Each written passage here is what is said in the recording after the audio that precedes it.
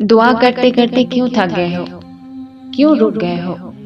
کیوں ایک ہی ادھورے قصے پہ یہ سوچ لیا ہے کہ زندگی ختم ہو گئی ہے؟ کیوں خود کو اتنی بے چینی میں ڈال رکھا ہے؟ حقیقت اور وسوسوں میں بہت فرق ہوتا ہے۔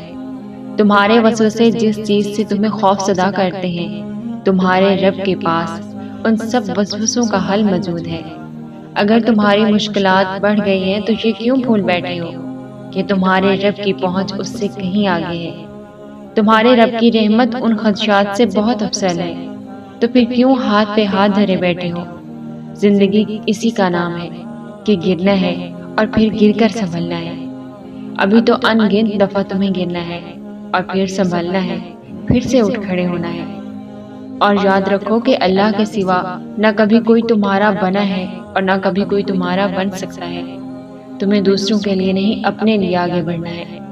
اتنا چلنا ہے کہ ساری پرانی یادیں، خلشیں اور تلخ لوگ پیچھے رہ جائیں اور تم ان سب سے باہر نکل آؤ۔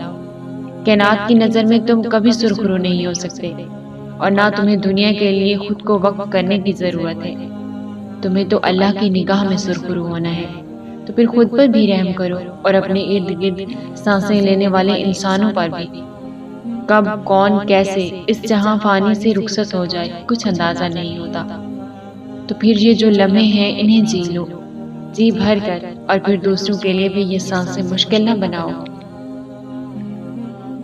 تمہیں ابھی خبر ہی نہیں ہے کہ اللہ پاک نے تمہارے لیے کیسے کیسے قبولیت کے ذریعے بنا رکھے ہیں۔ تمہاری یہ بے بسی ہمیشہ کے لیے نہیں ہے، تمہارے لیے تو اللہ پاک نے کن کے سلے سوچ رکھے ہیں۔ کیوں لگتا ہے تمہیں کہ اللہ ناواقف ہے تم سے؟ اس نے تمہارے سبھی آنسوں کا حساب کر رکھا ہے۔ اللہ نے انکار نہیں کیا تمہاری کسی بھی چاہ سے، اس نے تو بس بہتر وقت کے لیے اجر سنبھال رکھے ہیں۔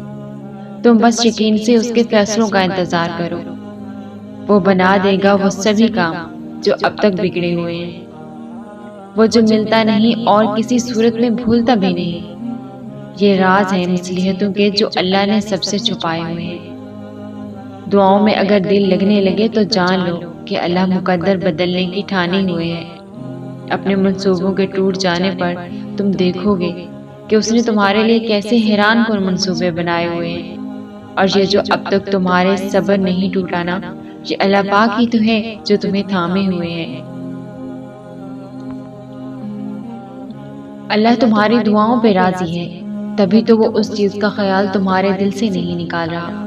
تمہارے دل کا ایک ہی دعا پہ اٹک جانا ہی تمہاری دعاؤں کی قبولیت کی سب سے بڑی نشانی ہے۔ دعاؤں کی قبولیت میں صرف اچھے گمان رکھا کرو اور ہر قسم کے وسوسوں سے خود کو آزاد کر دو۔ جب تک اللہ کا فیصلہ نہیں آ جاتا تم بھی مانگنے سے پیچھے نہ ہٹنا۔ ہو سکتا ہے اللہ کی بھی وہی رضا ہو جو تم چاہتے ہو۔ بس تم اپنے رب پر کامل یقین رکھو اور دعائیں مانگتے رہو، کیونکہ اسے اپنے بندوں کے اٹھے ہوئے ہاتھوں کی لاج رکھنا خوب آتا ہے۔ اور یاد رکھو کہ اس انتظار کے بعد اللہ نے تمہارے لیے وہی لکھ رکھا ہے جس کا تمہیں شدت سے انتظار ہے۔ پتہ ہے یقین کیا ہے؟ جب تمہیں صاف نظر آئے کہ سب کچھ ختم ہو چکا ہے، اب کوئی رستہ نہیں بچا، دنیا تمہیں کہہ دے کہ امیدیں چھوڑ دو، لیکن تم پھر بھی دعا کرتے رہو پورے یقین کے ساتھ، کیونکہ تمہیں پتہ ہے کہ جس سے مانگ رہے ہو اس کے لیے کچھ بھی مشکل نہیں ہے، وہ تو قادر ہے۔ ہم جو بھی چیز مانگتے ہیں نا اللہ تعالیٰ سے، تو وہ اللہ کو پہلے سے ہی معلوم ہوتا ہے۔ ہم جس چیز پہ تڑپتے ہیں نا، اللہ تعالیٰ پہلے سے ہی اس تڑپ سے واقف ہوتا ہے کہ ہم یہ مانگیں گے اللہ سے۔ اسے پہلے سے ہی پتہ ہوتا ہے کہ ہمارا دل کس چیز میں الجھ گیا ہے۔ تو جب اللہ کو پہلے سے معلوم ہوتا ہے تو وہ ہمیں عطا کیوں نہیں کرتا؟ ایسے ہی سوچتے ہو نا آپ لوگ؟ تو سنو، اسی لیے تو دعا بنائی ہے اللہ نے۔ دعائیں مانگنے کے لیے ہمیں بنایا ہے تاکہ ہم اس سے مانگیں، اس سے باتیں کرتے رہیں، اسے بلاتے رہیں اور اس سے دور نہ ہو جائیں، اس کے قریب رہیں تاکہ وہ ہماری طرف متوجہ ہو۔ ہم اس سے مانگیں اور انہی باتوں میں وہ ہمارا الجھا ذہن اس چیز سے ہٹا دیتا ہے۔ اتنی محبت کرتا ہے ہم سے اللہ، اور ہمارے لیے ہمیں غم دکھاتا ہے اور ہمارے لیے ہی ہم سے محبت کرتا ہے۔ تھک جانا ایک فطری عمل ہے۔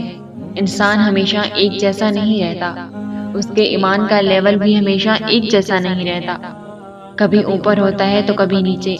مگر تھک جانے کا مطلب یہ نہیں ہوتا کہ آپ خاموش ہو جائیں۔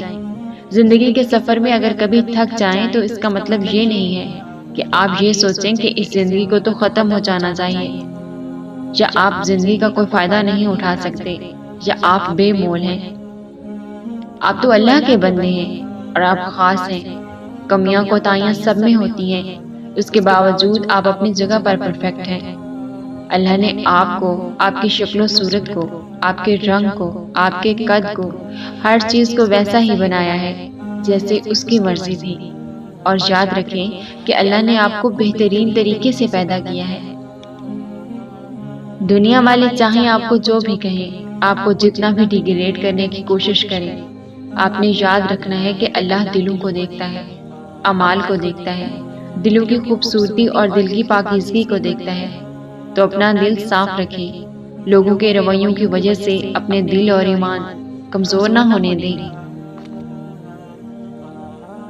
آپ کا دل اچھا ہونا کمزوری نہیں ہے، یہ تو ایک خوبی ہے، ایسی خوبی جو اللہ کو بے حد پسند ہے، اور اس کا صلہ آپ کو اللہ ہی دے گا۔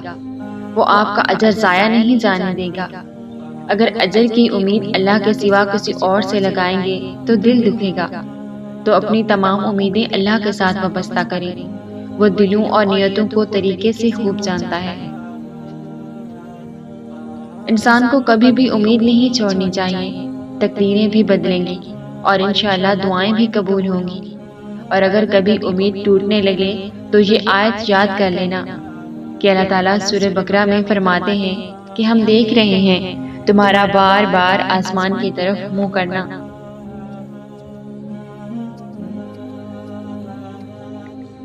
پتہ ہے اللہ آپ کی برداشت کی طاقت کو نہیں آزماتے، اللہ کو تو سب پتہ ہوتا ہے۔ اللہ کو پتہ ہے کہ آپ کی برداشت کی حد کتنی ہے، اس سے زیادہ بوجھ آپ پر کبھی نہیں ڈالیں گے۔ اللہ صرف ان لوگوں کو آزماتا ہے جن کو وہ دوست بنانا چاہتا ہے۔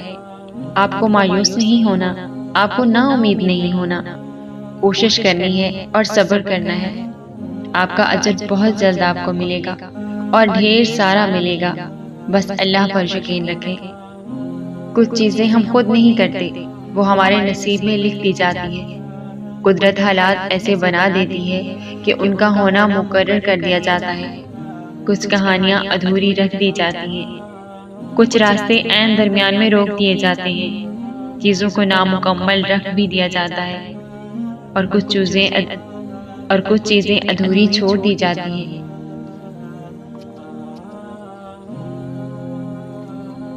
میں نے اللہ سے کہا میں بہت پریشان ہوں، تو دل کی آواز، اللہ نے کسی سے فری ٹے لائف کا وعدہ تو نہیں کیا، بلکہ اللہ نے تو کہا ہے کہ جب بھی کوئی مشکل پیش آئے گی